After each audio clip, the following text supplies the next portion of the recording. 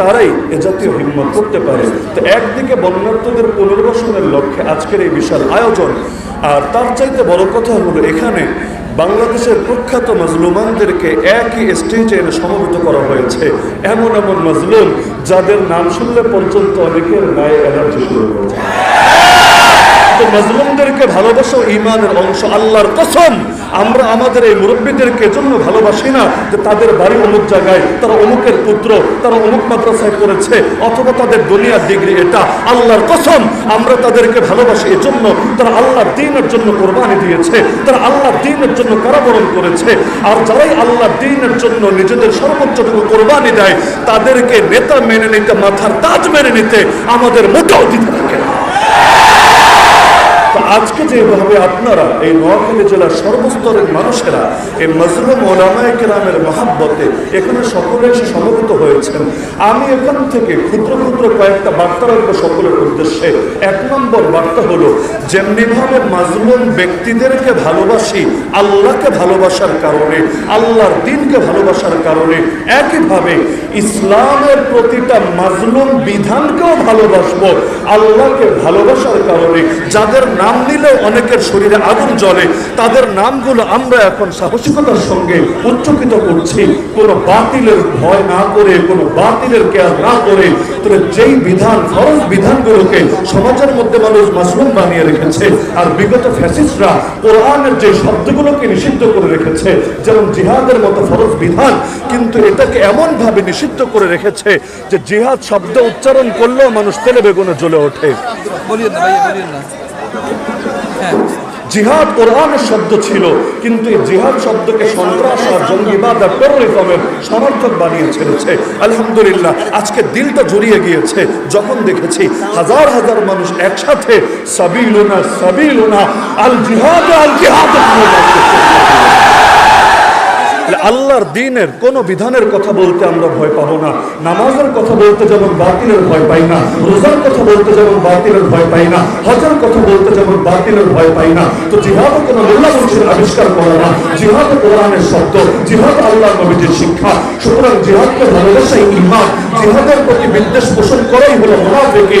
সুতরাং যেমনিভাবে মাজলুম আলেমদেরকে ভালোবাসি, ইসলামের মাজলুম এই ফরজ বিধানকেও দিল দিয়ে, মন দিয়ে, প্রাণ দিয়ে ভালোবাসি। শুধু তাই না, আজকের এই মাহফিলের মধ্যে কালেমার পতাকা দেখা যাচ্ছে ব্যাপকভাবে। আলহামদুলিল্লাহ, যেই কালেমার পতাকাকেও এক শ্রেণী উদ্দেশ্য প্রণোদিত ভাবে দূরভিসন্ধি করে জঙ্গিবাদের পতাকা বলে ট্যাগ লাগিয়ে দিয়েছে। দুনিয়ার সব পতাকার দাম থাকবে, দেশের পতাকা, দলের পতাকা, নেতার পতাকা, প্রেমের পতাকা, এলজিবিটিকিউ এর পতাকা, সব পতাকার দাম থাকবে, সেগুলো আসমানে পটপট করে উঠবে। মুসলমানের বাসের ছাদে পর্যন্ত দেখা যাবে ব্রাজিলের পতাকা, আর্জেন্টিনার পতাকা, কাফের মুশরিক দেশের পতাকা শোভা পাবে।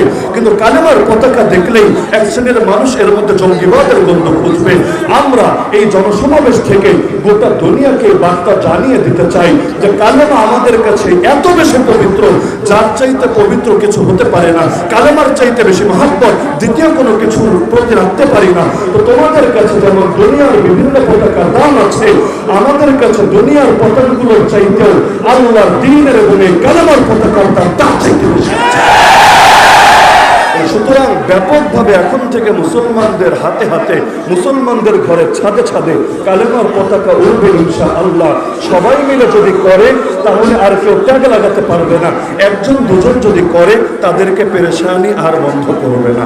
আমার তৃতীয় বার্তা যে আমরা আল্লাহর ওয়াস্তে বাতিলদেরকে খুশি করার জন্য হকের কথাগুলো গোপন না করি। আমরা ইব্রাহিম আলাইহিস সালামের সন্তান, মিল্লাতে ইব্রাহিম, তার আদর্শ অনুসরণ করার আদেশ রব্বুল আলামিন কোরআন মাজিদের ৬টা আয়াতে দিয়েছেন। আমরা নমরুদের আদর্শের অনুসারী না, আমরা মিল্লাতে নমরুদের উপর প্রতিষ্ঠিত না। তো ইব্রাহিম আলাইহিস সালামের আদর্শই যেহেতু আমাদের আদর্শ, তিনি যখন একা ছিলেন, তিনি যখন অসহায় ছিলেন, তার সঙ্গে যখন কেউ ছিল না, তখনও বাতিলের সামনে মাথা নত করেন নাই, তখনও হকের বার্তা গোপন করেন নাই। তা আজকে আমরা দুর্বল হতে পারি, যদিও সংখ্যায় বেশি, কিন্তু নাস্তিক বেঈমানরা সংখ্যায় কম হওয়া সত্ত্বেও আমাদের উপর তারা ছড়ি ঘুরায়।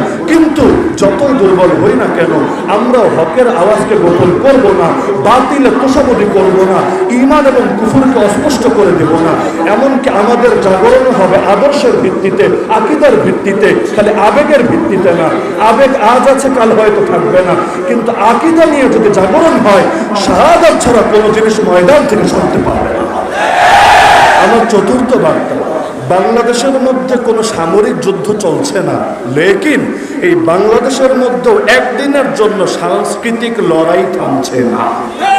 সামরিক যুদ্ধ মানে তীর তরবারি বর্ষার লড়াই, আর সাংস্কৃতিক যুদ্ধ মানে হলো এখানে তীর তরবারি বর্ষার কোনো কাজ নাই, কিন্তু বিজাতীয়রা চাইবে তাদের সংস্কৃতি, তাদের আদর্শ আমাদের উপর চাপিয়ে দিতে। অথচ এটা মুসলমানের দেশ, এই দেশের অধিকাংশ মানুষ ইসলামকে দিল দিয়ে, মন দিয়ে, প্রাণ দিয়ে ভালোবাসে। সুতরাং এই দেশের সংস্কৃতিও ইসলামের রঙে রঙিন থাকবে, ইসলামের আলোয় আলোকিত থাকবে। এটাই যুক্তির কথা, এটাই বুদ্ধির কথা। কিন্তু কিছু মানুষ পশ্চিমাদের দালালি করতে করতে, হিন্দুত্ববাদের দালালি করতে করতে, নাস্তিকতার এজেন্ট হতে হতে এত বড় বুকের পাঠা হয়ে গিয়েছে। এখন এই 2024 সালে পর্যন্ত এসে বাংলার জমিনে দাঁড়িয়ে মিডিয়ার সামনে প্রকাশ্যে বলতে শুরু করে 2024-এ নারীদের পর্দার দরকার কি, 2024-এ ওয়াজ মাহফিলের বিরুদ্ধে নাটককে জোরদার করতে হবে। আর 2024-এ কি আর 3024-এ কি পর্দার সাথে বছরের সালের সম্পর্ক কি? তো নারীর পর্দা যদি তোর কাছে 2024-এ প্রয়োজনীয় না হয়, তোর গায়ের পোশাকও আমাদের কাছে 2024-এ প্রয়োজনীয় না।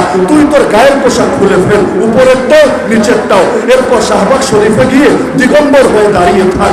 যদি তোর কাছে এতে লজ্জা লাগে, তাহলে আমাদের নারীরাও বেপর্দা হতে তাদের কাছে লজ্জা লাগে।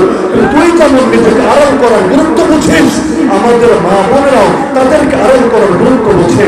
পর্দা করলে গরমের দিনে আমাদের মা বোনদের কষ্ট হতে পারে, কিন্তু তাদের কষ্ট হয় না, তোমাদের কষ্ট হয় কোন দুঃখে?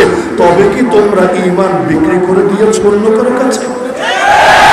আবার ব্যাখ্যায় না হাজির করে, আসলে কোরআন বলেছে, কোরআন বলেছে নজর নত রাখতে, তো নারীদের বোরকা পরার কি দরকার আছে?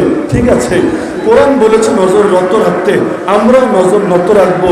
তুই ল্যাংটা হয়ে ঘোর রাস্তায় রাস্তায় পাগলের মতো করে, নজর দেব না। তুই ল্যাংটা হয়ে থাক, তো নিজের বেলায় যদি মানিস না, আমার মা বোনদের বেলায় মানাতে আসিস না। একটা উদাহরণ, এখনো পর্যন্ত সাংস্কৃতিক লড়াই এমন ভাবে চলছে, যে কোনো আলেমের কাছে যান, এই মাজলুমদের কাছে গিয়ে জিজ্ঞাসা করে দেখেন যে প্রতিদিন কিভাবে তাদের পথে কাটা বিছানো হচ্ছে। কারা বিছাচ্ছে? আল্লাহর কসম, একথা আগে বহুবার বলেছি, যদি কোনো কাফের এসে আমাকে মারে, যদি কোনো নাস্তিক আমাকে টুকরা টুকরা করে, মনের মধ্যে আলাদা সান্ত্বনা থাকে। যারা আল্লাহকেই দেখতে পারে না, আমাকে কেন দেখতে পারবে? যারা নবীকেই ভালোবাসে না, আমাকে কেন ভালোবাসবে? কিন্তু নামধারী মুসলমানরাই যখন হকের বিরুদ্ধে অবস্থান নেয়, হকপন্থী আলেম ওলামার হাতে হাত করা পড়ায়, তাদেরকে জেলের ভেতর পুরে রাখে, তাদেরকে রিমান্ডে নিয়ে মেরে মেরে উল্লাস করে। আর শেখ জসিমউদ্দিন রহমানের মতো রত্ন, যেগুলো যুগে যুগে খুব কমই জন্মায় দুনিয়ার বুকে, এই মানুষগুলোকে পর্যন্ত টর্চার করে করে আত্মকঙ্কালে পরিণত করে ছাড়ে। তো নামে তো মুসলমানই থাকে, কিন্তু এই মুসলমান নামধারী মানুষগুলো যখন এভাবে তেরে আসে, আল্লাহর কসম অন্তরে এত রক্তক্ষরণ হয়, এত কষ্ট লাগে, কাফের মুশরিক মানলেও যত কষ্ট হতো। তাহলে আজকের এই হেফাজতে ইসলামে নোয়াখালী জেলার পক্ষ থেকে আয়োজিত বন্যার্থদের পুনর্বাসন উপলক্ষে যে আলোচনা সভা, এখান থেকে আমি শেষ করছি ছোট ছোট কয়েকটা বার্তা দিয়ে। 1 নম্বর কাজ হলো, আসেন না এই দেশে সাংস্কৃতিকভাবে ইসলামকে বিজয়ী করার জন্য সকলে ঐক্যবদ্ধ হয়ে যায়, দল দলের জায়গায়, মত মতের জায়গায়, কিন্তু সাংস্কৃতিকভাবে নাস্তিক বেঈমানদেরকে অগ্রসর হতে দেওয়া যাবে না। ওরা কয়েক হাজার কয়েক লাখ মিলে গোটা দেশে নিজেদের সংস্কৃতি চালাবে, আর আমরা কোটি কোটি কোটি কোটি মিলে আমাদের সংস্কৃতি তুলে ধরতে পারবো না। এটা কিছুতেই মেনে নেওয়া হবে না। কোরআন এবং সুন্নাহ পড়ে আল্লাহ নবী এবং তার সাহাবীদেরকে দেখে দেখে আমরা আমাদের সংস্কৃতি আরো বেশি করে তুলে ধরবো। ওরা কয় জায়গায় সমকামিতার পতাকা উড়াবে, ওরা কয় জায়গায় রংধনুর পতাকা উড়াবে। আরে তোরা যদি 10 জায়গায় রংধনুর পতাকা উড়াস, আমরা লক্ষ কোটি জায়গায় কালেমার পতাকা উড়িয়ে তা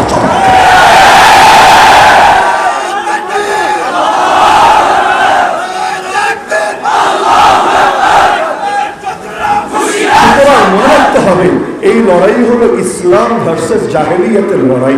এই লড়াই হলো মিল্লাত ইব্রাহিম ভার্সেস মিল্লাত নমরুদের লড়াই। সুতরাং এখানে মাঝামাঝি থাকার কোনো অবকাশ নাই। আমি এ পক্ষেও না, আমি ও পক্ষেও না, আমি হলাম নিরপেক্ষ। আসলে তুমি নিরপেক্ষ না, আসলে তুমি অন্ধকারেরই পক্ষে, তবে বলার মতো সাহস রাখো না, কারণ জানো বললে পাবলিক এটা সহ্য করবে না।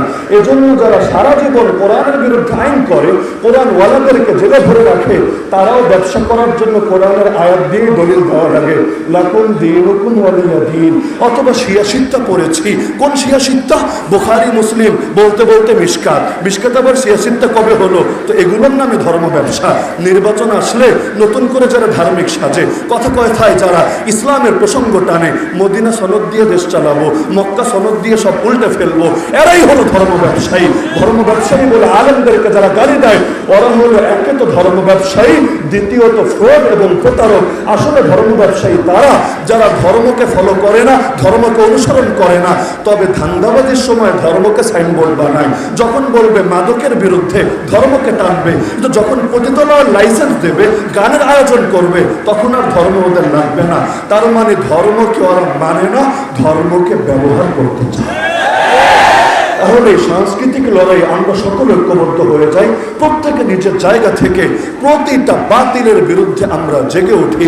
ছোট সাপের কামড়েও মরে, বড় সাপের কামড়েও মরে।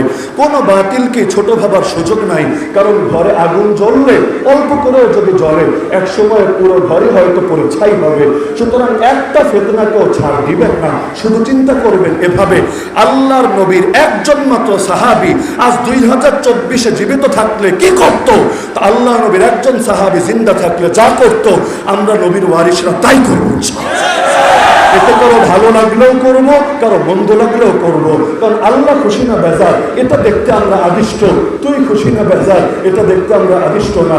নবী তয়েফে মাইর খেয়েও আল্লাহকে বলেছিলেন, আল্লাহুম্মা ইন্নাম ইয়াকুন বিকা গাদাবুন আলাইয়া ফালা উবালি। হে আল্লাহ, আমার উপর যদি আপনার রাগ না থাকে, আমার কোনো কিছুতে কোনো পরোয়া নাই। তো হযরত উলামায়ে কেরাম আছেন, ধাপে ধাপে আলোচনা করবেন। আমি অতি মূল্যবান সময় আপনাদের নষ্ট করতে চাচ্ছি না। নাসরুম মিনাল্লাহি ওয়া ফাতহুন করিব ওয়া বাশশিরিল মুমিনিন। এবং দোয়া চাচ্ছি সকলের কাছে, বিশেষভাবে বন্যার্থদের জন্য আর একজন আল্লাহর বান্দার জন্য, মাওলানা এনামুল হাসান ফারুকী, বাবুনগরী হযরতের খাদেম। এবং আজকে সুস্থ থাকলে এখানেই থাকার কথা ছিল, কিন্তু আল্লাহর বান্দা ক্যান্সারে আক্রান্ত হয়ে আছে, বড় কষ্ট করছে। তা আমি শুধু দোয়া করতে বলবো না, দোয়া তো করবেনই, পাশাপাশি সর্বোচ্চ মিশ্রণটা করবেন। আর নিজের জন্য দোয়া চাই, আল্লাহ যাতে শাহাদাত নসিব করেন। গত ঈদের পর থেকে এই মৌসুমে আপনাদের সাথে দেখা হয় নাই, আগামী রমজান পর্যন্ত দেখা হবে এমন সম্ভাবনাও নাই, কারণ প্রতিটা দিনই প্রোগ্রাম নেওয়া আর একটাও নোয়াখালীর মধ্যে নেওয়ার সুযোগ হয় নাই, আগেই অন্যান্য জায়গায় দেওয়া হয়ে গিয়েছে। এজন্য এবছর যদি দেখা নাও হয়, ইনশাআল্লাহ একদিন না একদিন হবে, বিজয়ের মিছিলে না হলেও জান্নাতুল ফেরদাউসে হবে। আল্লাহ তৌফিক দান করুন। আসসালামু আলাইকুম ওয়া রাহমাতুল্লাহি ওয়া বারাকাতুহু।